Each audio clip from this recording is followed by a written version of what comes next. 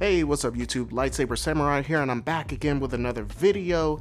And I've been really reflective lately. As of the making of this video, I am heading into my 4th year on YouTube, and I'm getting close to my first major goal of 1,000 subscribers. And getting close to that has got me really pensive lately, got me thinking a lot about that.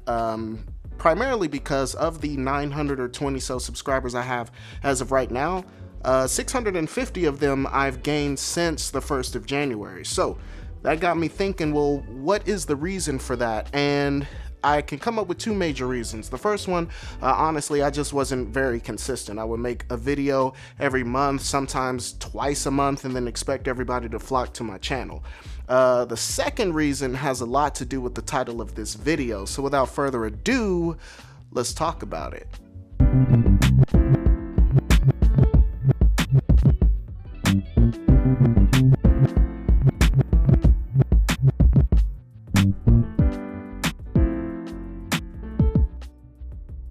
All right, first, before we get started in here, like the vibe is a little off, right? Like Thanksgiving's next week, so it's a little too early for the red and green, right? Yeah, I need to switch. So let me try something else. Okay, yeah, that's much better. Let's get got the blue popping. All right, so anyway, title of this video has to do with a major mistake that I made when I first started YouTube. So again, for the 100th time, for those of you who are new to the channel, and for those of you who don't know me, the reason why I started my YouTube channel was because of Metal Jesus Rocks. And back in 2016, he shot a video with Kelsey Lewin on the PlayStation 3 buying guide. It's a great video. They really break down a lot of the odds and ends on the PlayStation 3, but there was a section on there when he got to talking about controllers, and specifically the PlayStation Move came up, and you know, they basically proceeded to say that the Move just didn't work well and it was trash and things like that. Okay, needless to say, as a fan of the PlayStation Move, my reaction was more like, y'all gonna make me lose my mind up in here. But anyway, so my thought was, you know what, screw it, I'm just gonna go ahead and make a response video and just kind of tell it, because I feel like maybe they just didn't get a chance to try out the Move and just really dive into it well enough. So I thought, man, maybe if I could just tell them how great the Move is, that they will see the video and then they'll be like, oh man, you know what, Antoine, you know, the video, the PlayStation Move is pretty dope. So I proceeded to go out and start a YouTube channel. Lightsaber Samurai is a handle I used to use on the Ultra Sabers website. At the time, I was collecting the lightsabers that they make on the site. So in the forums there, Lightsaber Samurai was the name I went by. So I decided to choose that as my name for the channel ultimately, but there was just one problem. I didn't know anything about editing or making a video, and the camera I was using was already a 4-year-old camera phone at the time I started my video in 2016. So needless to say, I had a lot of work to do. So basically, I decided to start watching YouTubers. Well, what is it that I like about Metal Jesus channel? Like mannerisms of his, and ultimately I tried first to duplicate his style. A lot of his influence still affect my channel even today. Like for instance, the layout my channel is broken up into. I'll start off, you know, introducing myself and starting off with a small intro. Then you'll get the opening montage. Then you'll get to this part, which is the actual content of the video.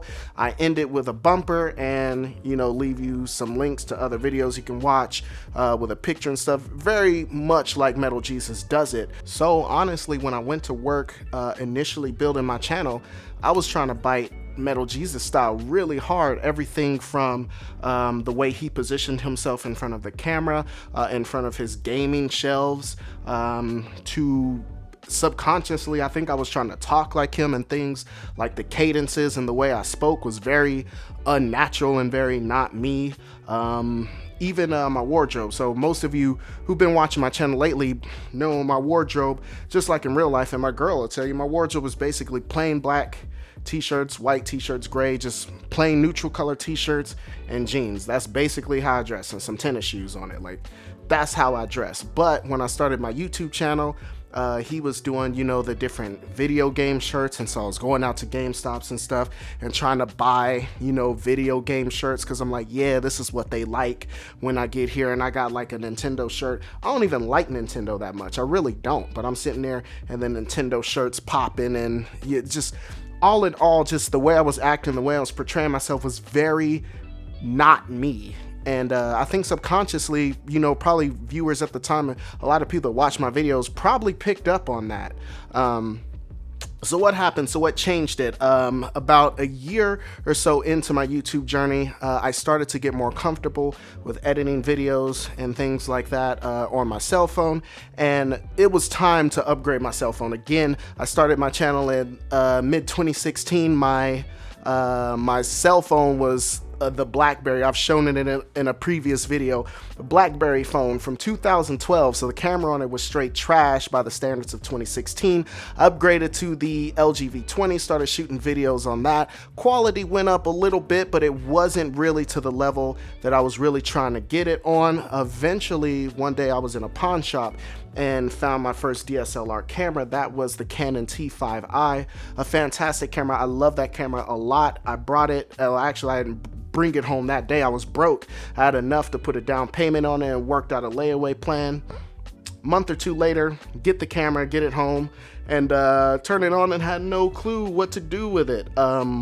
So yeah, I was stuck again, hit another roadblock. And even those early videos, even though my quality had jumped up in the sense that I went from a phone to a proper camera, the videos were still really ugly because I didn't understand things like lighting, and I didn't understand my exposure triangle, and my sound was poor and things like that. So my brother, Aaron of Killer Concepts, he sends me a link to this video guy named D4 Darius. Hey, he's a cam channel, got a good video about things you need, you know, starting a channel or starting to make videos and things like that. So then went down the rabbit hole of looking at content creators like D4 Darius, like Potato Jet, Peter McKinnon, Matty Hapoya, Creative Ryan, YC Imaging, all the rest of the camera channels I watch. These guys, before they were YouTubers, they were videographers who shot commercials and worked in Hollywood, and they were professional photographers who made money and built production businesses with their camera. And so my style drastically began to shift after that. And for instance, my early videos for the first couple of years, for probably first year and a half to 2 years on YouTube, I was shooting in 30 frames a second. Ever since I got influenced by D4 Darius and a lot of the filmmaking channels, I've been shooting in 24 frames a second. If you don't know the difference between that, we'll discuss that in another video. I'm actually working on a glossary of terms video for those beginners just getting into videography, photography, that sort of thing. But anyway, the style that I shot my videos began to change, and I started to learn more things about editing, that I can put my own flavor and flair into the videos. And at that point, we started to get something more like my videos look today, but I was still running into the problem that I wasn't being consistent enough. I just wasn't doing it. And so part of that was my job at the time. I was on salary and worked crazy hours, so I could just kind of get in wherever I fit in, but that still wasn't the play. I didn't have any kind of schedule written out or anything like that. I would just try to make a video whenever I could make a video. And still, though my quality was beginning to improve and things like that, it still wasn't really getting me the subscribers and things that I was wanting to see, until I left my old job and started working for the school system. And that was another pivotal moment in what shaped the type of content you see now, because with that lifestyle, it completely changed my lifestyle. I got weekends off, able to have my evenings free, and so all of a sudden I had way more time to work on content. And so that's what I did. Put out a video called Risk Everything a few years ago, where I was declaring that I was gonna get more serious about being a YouTuber and being a photographer, for that matter. Watching all of these videos from photographers and videographers, D4 Darius has a really good quote that says, that basically talks about the 50-50 rule. So 50% of the time you spend watching videos and learning a new skill, and the other 50% you spend applying that skill or practicing that skill. So I took my T5i out and I was practicing the exposure triangle, practicing how to shoot slow-mo and things like that. And with that really changed the style of the type of videos I make. So I declared that, and things are going pretty good at that point, but I'm still not holding myself accountable when it came to that. It got to the point where I was putting out 1 video a week, so I was going to 4 uploads a month instead of 1 or 2, so that was good. But eventually comes the in my opinion, a very pivotal video in my career, and that was actually 2 that year. This was I Am Lightsaber Samurai and Working Harder. And in I Am Lightsaber Samurai, it's basically a similar theme to what I'm talking about now, and I'm basically acknowledging for the first time that my style is an amalgamation of all of the YouTubers that I'm influenced by. I mentioned in that video that basically, like, when you're being influenced by other YouTubers, you're basically stealing, but not really so much, because you can't really do it exactly like the other YouTubers doing it. You can only do your version of it. Again, that's more knowledge from D4 Darius. Subscribe to that kid. I'll leave his links below. But so that's absolutely right. I was doing my version of Metal Jesus and the other game channels that I watched at the time, whether it was Radical Reggie or GameSack or whoever, and then putting my versions of Peter McKinnon videos and other filmmakers that I was watching after that. And so after I mashed them all up, I decided, well, I kind of want to have the quality and the style of a filmmaking, photography, video, but the subject matter is going to be video games. So basically, if Peter McKinnon started a gaming channel, that's kind of what I wanted my videos to be more like. And so that's what I've been striving towards ever since. So that video comes and goes. Again, still not getting the subscribers that I want. I'm sitting at about 300 subs at the beginning or towards the end of 2019. And so I shoot a video called Working Harder. And basically in that video, I challenged myself to make 7 videos in 7 days and get them uploaded. And basically it was challenging myself to get more comfortable with the idea of uploading frequently. For the first time, I was holding myself accountable for, you know, punching fear in the face, just press and record, getting some content out there, because I figured that like in my first 100 videos, the faster that I put content out, the faster that I could learn from it and improve as a filmmaker. And so I did that and released 7 videos that week, and immediately I started to gain a couple of subs off of that. 2020 came along right after that, the beginning of 2020, and so I just said, like, my goal was to get 1,000 subs. I think I was at like 378 at the start of the year, something like that. So 1,000 subs, whatever it took.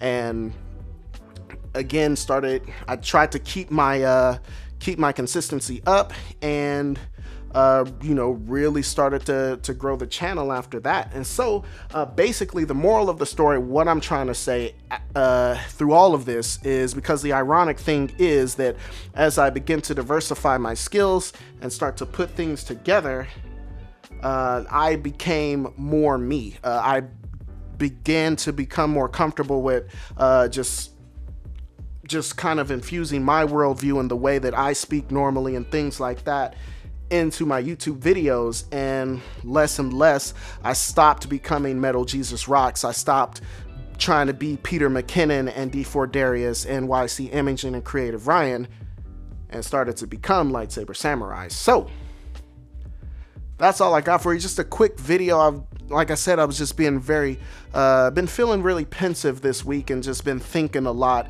and kind of reflecting a lot on the journey that brought me here to where I am right now. So let's talk about it in the comment section below. Questions, comments, concerns, threats. What do you guys think about it? Is this something that you seem to be experiencing yourself? Who are some of your influences when it comes to making your videos?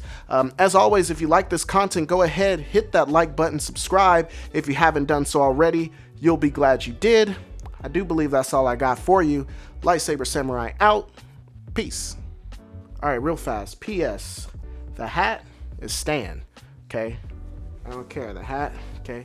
It's just too damn swaggy. All right. Peace.